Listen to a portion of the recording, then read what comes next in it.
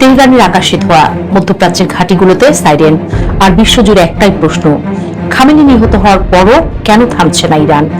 যুক্তরাষ্ট্র ও ইসরায়েলের যৌথ হামলা যেন যুদ্ধের শেষ নয়, বরং শুরু। কারণ এবার ইরান শুধু প্রতিশোধ নিচ্ছে না, তারা বদলে ফেলেছে পুরো যুদ্ধের নিয়ম।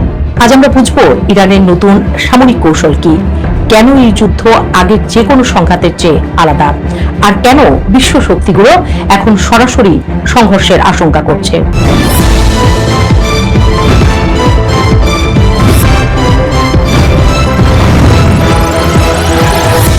মধ্যপ্রাচ্যের যুদ্ধের ইতিহাসে অনেক সংঘাত এসেছে, আবার থেমেও গেছে, কিন্তু এবার পরিস্থিতি ভিন্ন। কারণ এই সংঘাত শুধু সীমান্ত বা প্রতিশোধের নয়, এটি কৌশলের যুদ্ধ।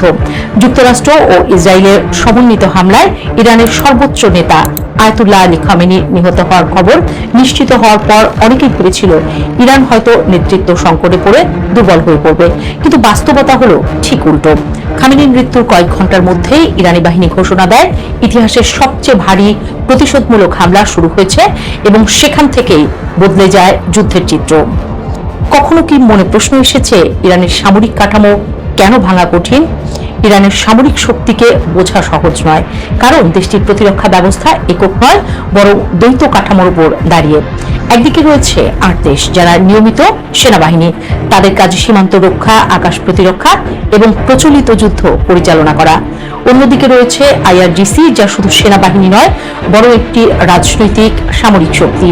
এই বাহিনী সরাসরি রাষ্ট্রের আদর্শ ও শাসন ব্যবস্থা রক্ষার দায়িত্বে। সবচেয়ে গুরুত্বপূর্ণ বিষয় হলো ইরানের ক্ষেপণাস্ত্র, ড্রোন এবং কৌশলগত হামলার ক্ষমতার বড় অংশ এই আইআরজিসির নিয়ন্ত্রণে। অর্থাৎ নেতৃত্বে আঘাত এলেও যুদ্ধ ক্ষমতা পুরোপুরি ভেঙে পড়ে না। এই কাঠামো ইচ্ছাকৃতভাবে এমনভাবে তৈরি করা হয়েছে যাতে বিদেশি হামলা কিংবা অভ্যন্তরীণ অভ্যুত্থান দুটোর বিরুদ্ধে রাষ্ট্র টিকে থাকতে পারে।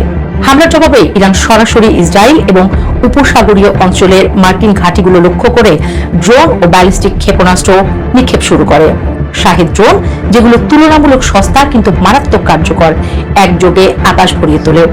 শত শত ক্ষেপণাস্ত্রের মধ্যে অনেকগুলো প্রতিহত করা হলেও কিছু আঘাত হানে সামরিক ও বেসামরিক স্থাপনায়। দুবাই, আবুধাবি, কুয়েত, মধ্যপ্রাচ্যের গুরুত্বপূর্ণ কেন্দ্রগুলো হঠাৎ করে যুদ্ধের মানচিত্রে ঢুকে পড়ে। বিশ্লেষকদের মতে এখানে ইরানের লক্ষ্য ছিল